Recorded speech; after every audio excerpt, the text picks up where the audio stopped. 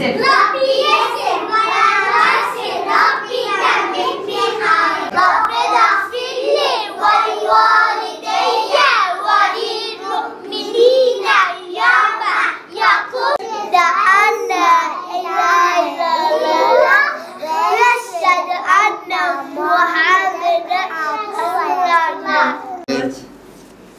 Cüneyt Bey, Nüfel Hanım'kini çek. Nüfel Hanım. Feril, Çocuk şekerlerini de dağıtabilirsiniz. ne geliyorlar? Evet.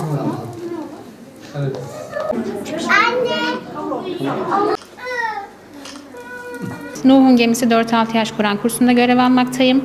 Bugün itibariyle karne günü olduğu için dönemimizi sonlandırmış bulunmaktayız. Genel anlamda eğitim, öğretim dönemimizi özetleyecek olursam, normal 4-6 yaş eğitiminde verilen eğitimi verdik. Harfler, sayılar, şekiller, rakamlar şeklinde ilerledik. Onun haricinde bizim değerler eğitimi ve Kur'an-ı Kerim dersimiz bulunmaktadır. Değerler eğitiminden de hadis dersimiz var, adab dersimiz var, sünnetlerimizi öğreniyoruz. Genel tüm değerlerimize yönelik konuları işliyoruz. Kur'an-ı Kerim dersinden de harflerden başlıyoruz.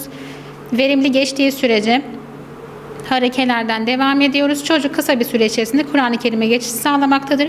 Cizre genelinde 13 okulumuz bulunmaktadır. 17 sınıfımız mevcuttur. Şu an için sınıf sayımızı daha arttırma aşamasındayız. İnşallah olursa daha fazla öğrenciye ulaşım imkanı sağlayacağız.